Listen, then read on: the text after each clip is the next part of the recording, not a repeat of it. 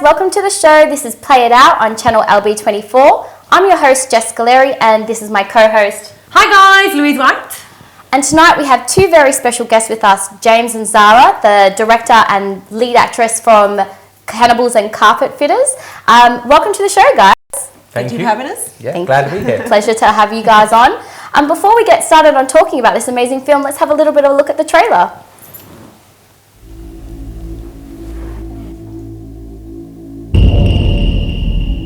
There's something out there, and I think it's just killed my boyfriend. Oh, calm down, dear. No need to worry. You're safe now. We don't often get visitors, do we, boys?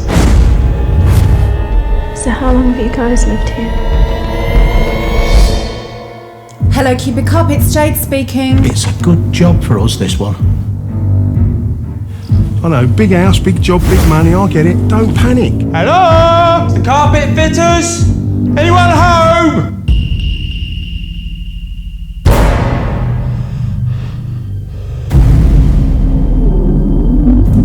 Someone there?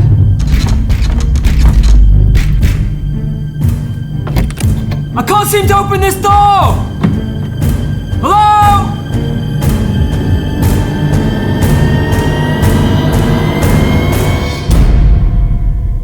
What are you eating?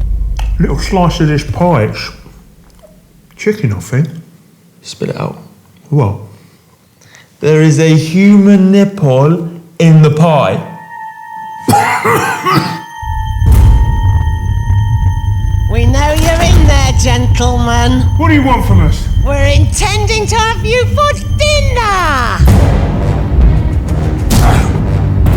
Now what? Weapons. Weapons? Have that. I'm not working now, mate. Use it to defend yourself. Stay back.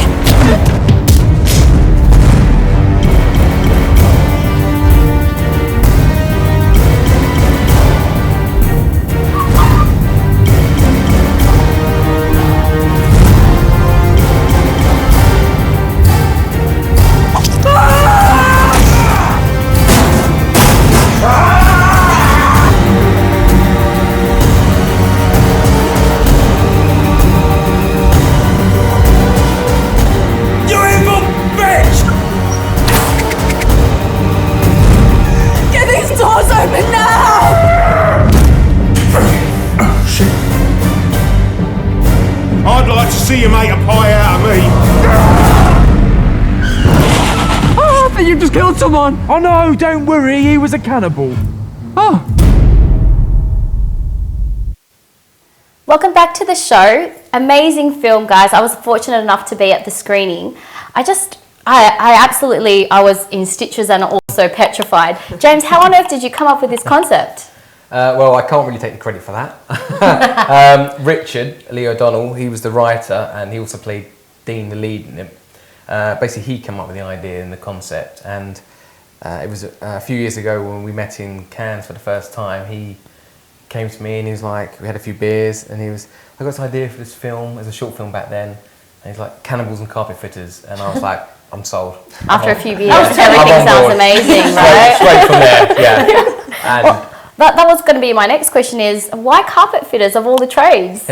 well, yeah, Richard supposedly used to be a carpet fitter. So he says, yeah. Yeah. So he says. So yeah, he done like a few years, he reckons, and he said it was like basically characters similar from people he used to work with, and it was just taking, you know, like everyday working class person and just putting them in like a really surreal situation. Yeah.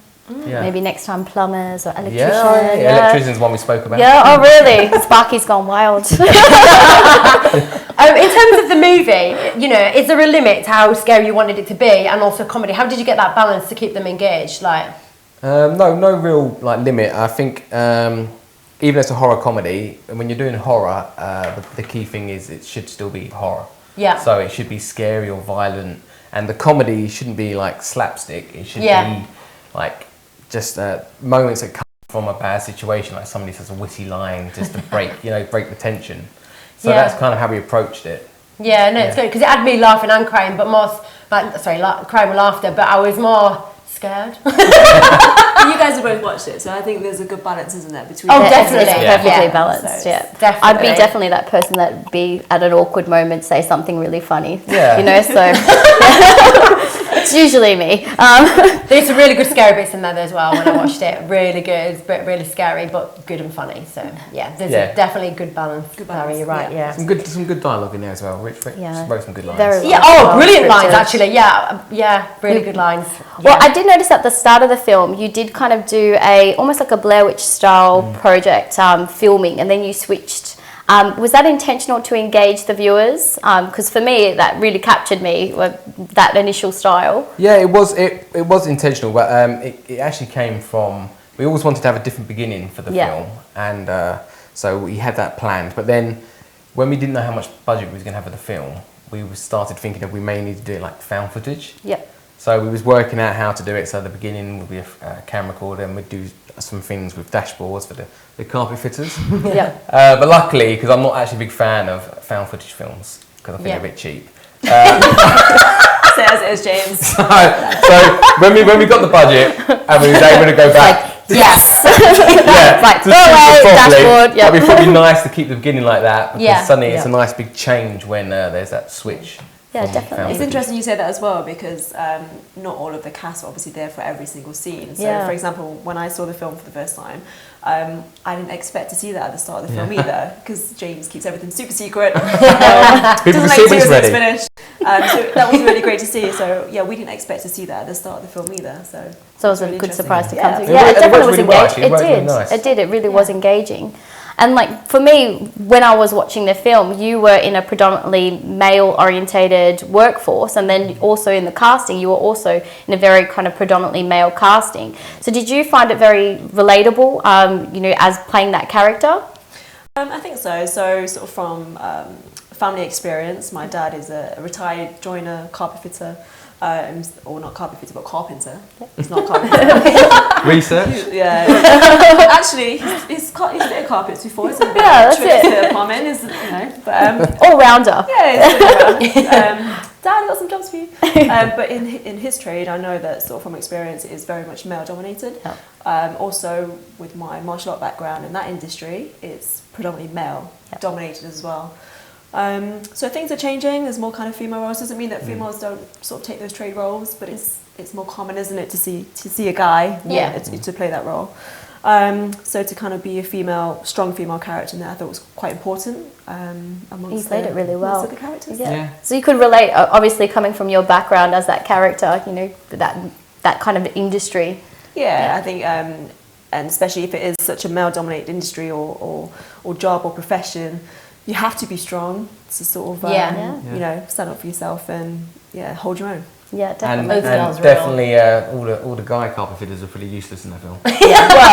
James said that, It's coming from you, James. That's it now, man. Employee of the month every month.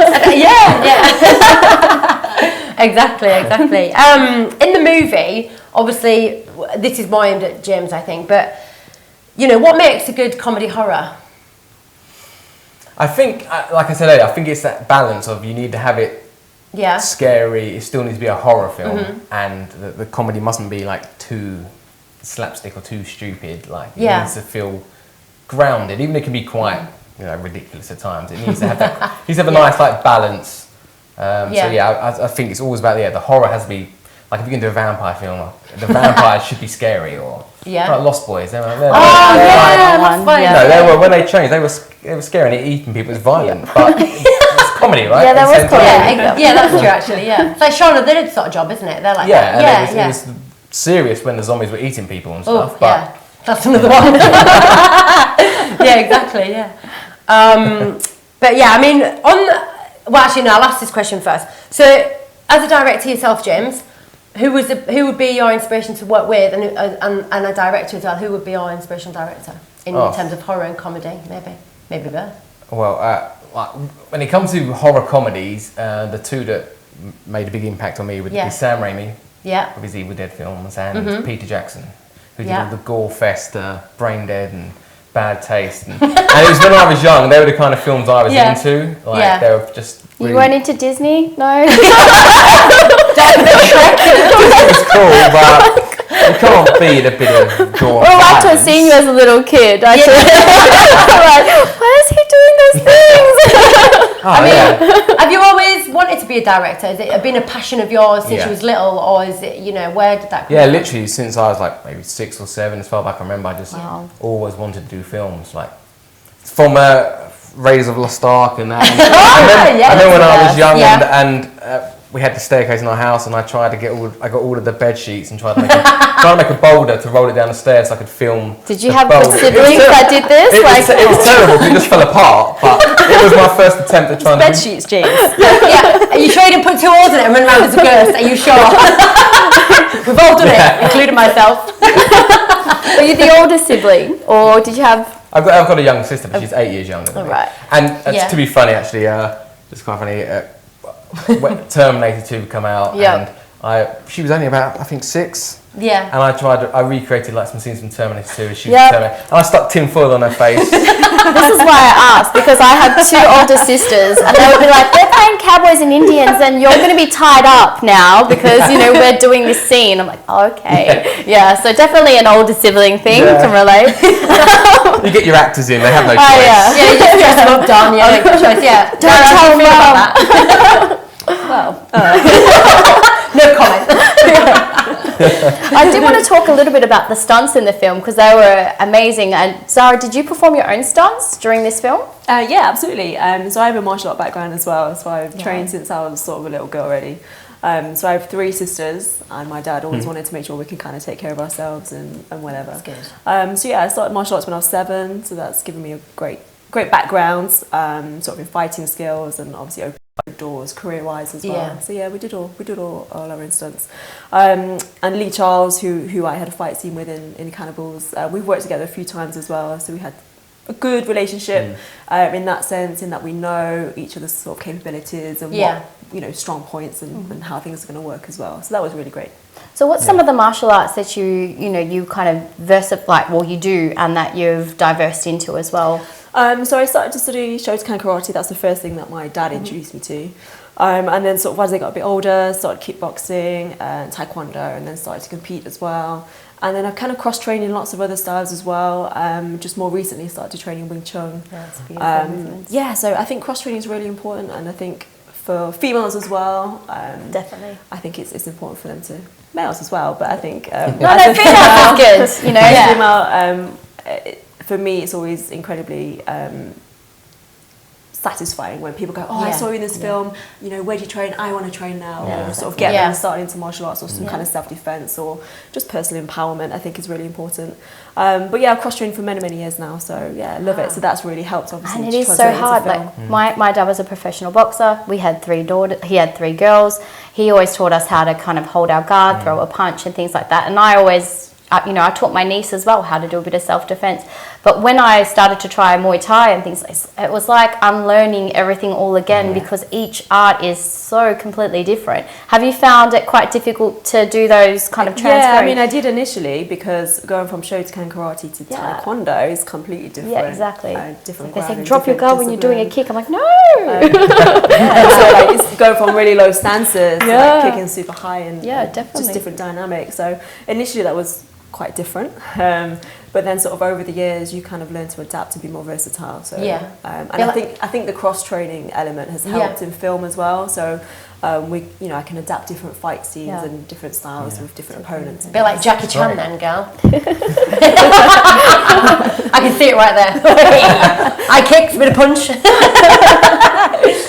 Going back to the movie then. So, well, actually, with the comedy horror, this is a question for both of you. So, what's the biggest jump scare you've ever had from a movie?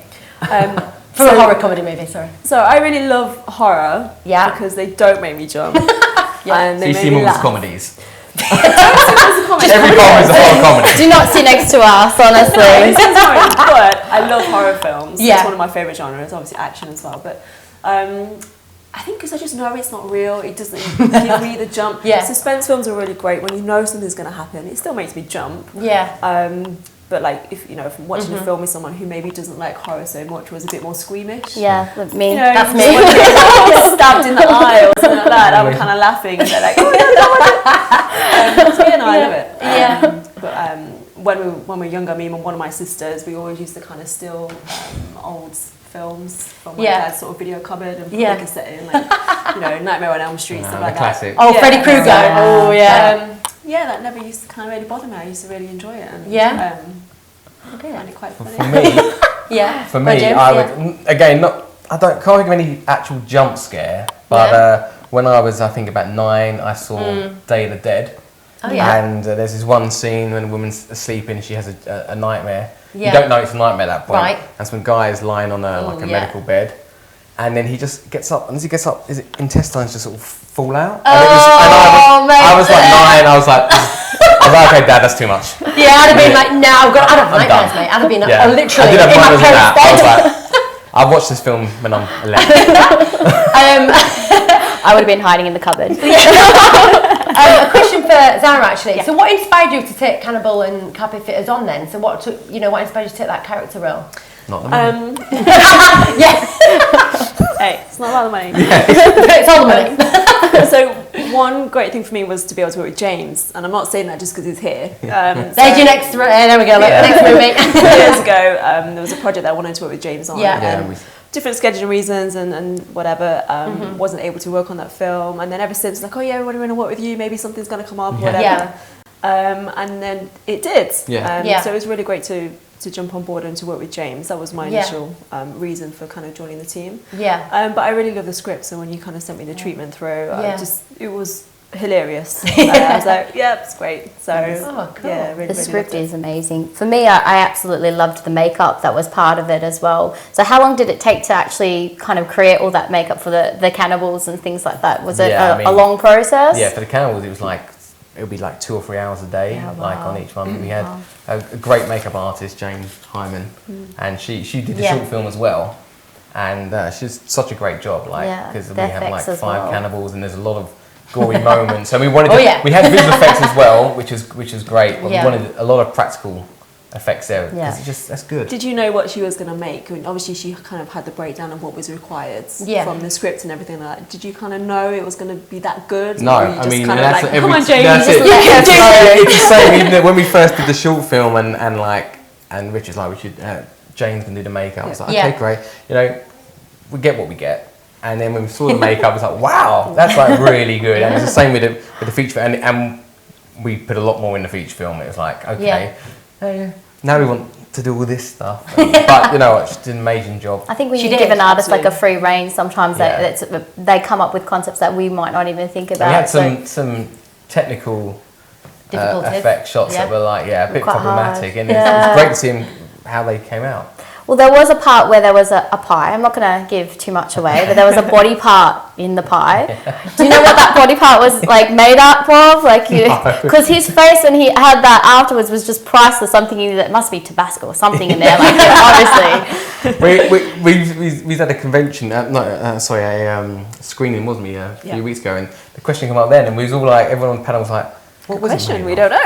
Yeah. Did Jane do that bit as well? Who actually made that? She made it. It looks like chicken, a bit chewy, you know. Like, everything tastes like chicken. Yeah. Looked like chicken. Yeah. On the show, was there like on the film? Sorry, was there like any good highlights? Funny highlights? Or what was the funniest? What was the funniest moment? So I have one. I mean, it was great anyway because the dialogue was great, the script was great, and obviously working with everybody, there was kind of banter and good laugh, hashtag banter. It was great all the time. But there was one moment. So towards the end of the schedule, we were filming the fight scene, and we're in this basement, and it's quite a small room, quite compact. You know. People in there, lots of people in there. Squished in. So he's going to hate me for saying this, but so we're doing the fight scene with Lee, and he sort of walks up and down the room and breaks wind. Oh my god! You know, that's fine. He's a big guy too. That's I'm sure that's a protein one. So the smell was so bad. I'm sorry, Lee, but you know when it hits the back of your throat, and gag because it's just really bad. Not just me, it wasn't just me. Like everybody had to keep early lunch.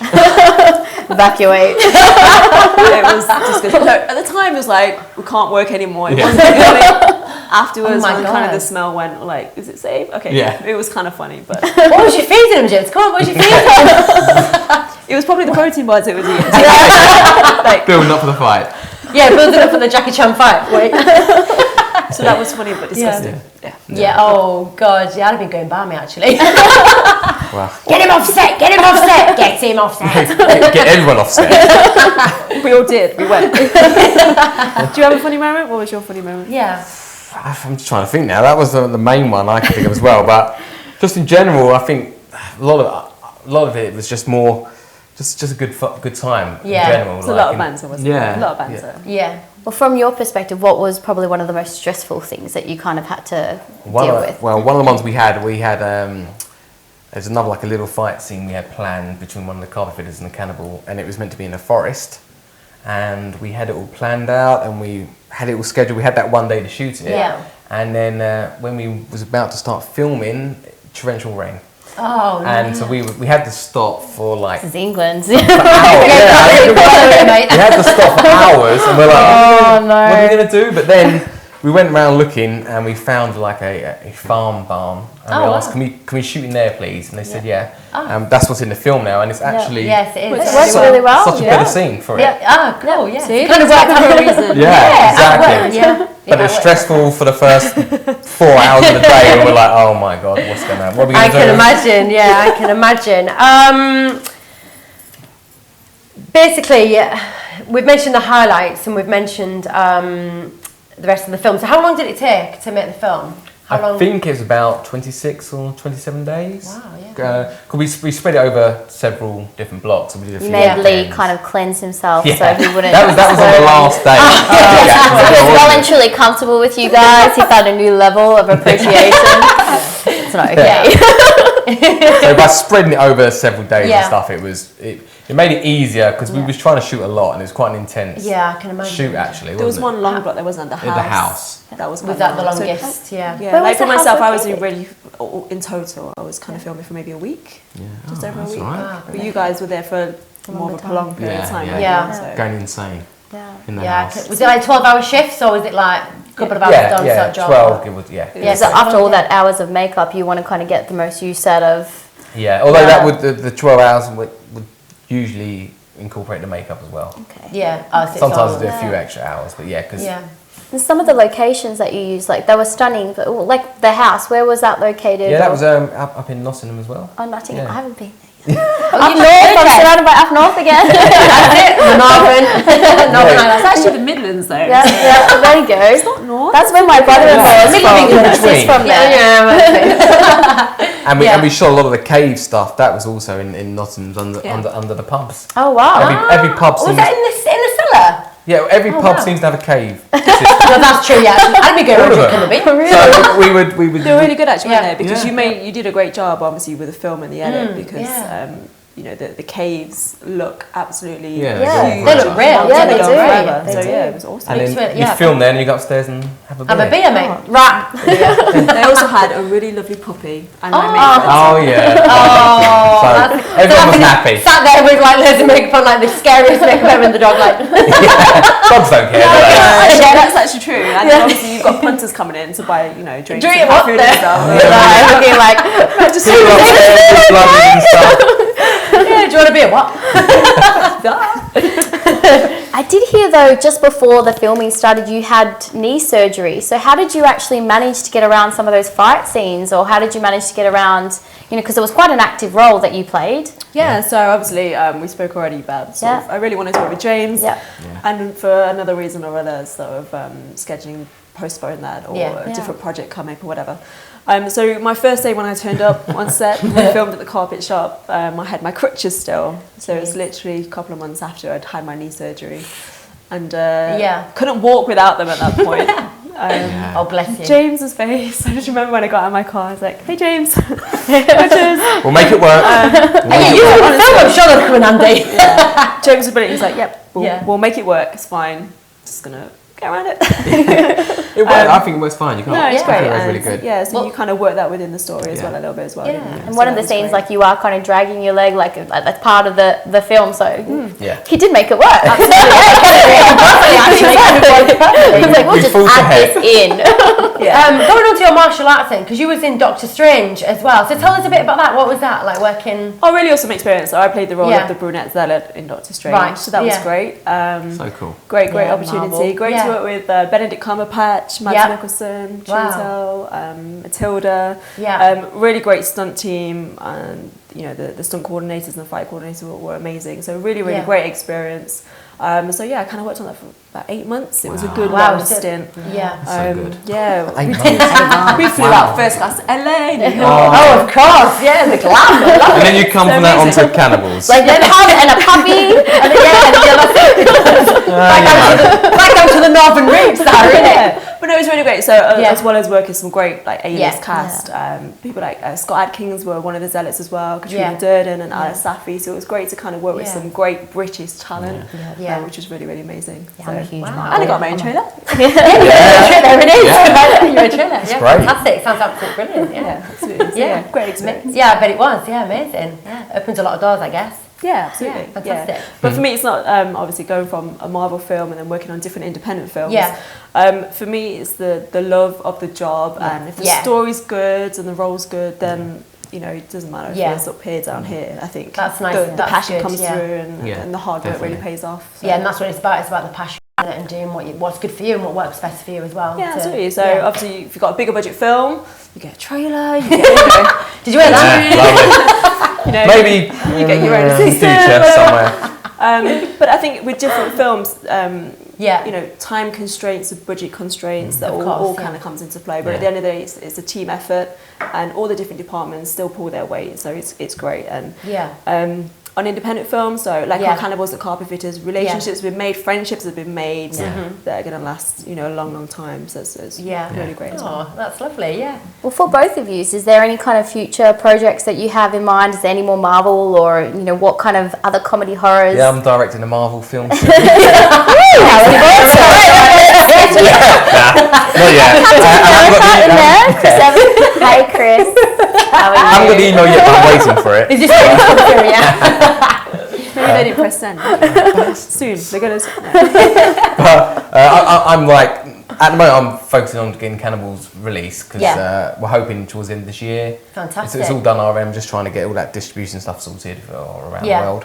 I'm working on early stages of a few feature films, another horror comedy. Wow. Yeah. And a straight up horror film. Straight up. Because, you know, with a bit of action in there. I like that. Bit of thriller, bit of action. It's all set on like a coach, which is getting besieged by something. That sounds interesting. I like that one. And then hopefully also an action sci-fi with Zara. Wow. Action sci-fis are my favourite. Yeah, that's it. We'll drink to that. Cheers.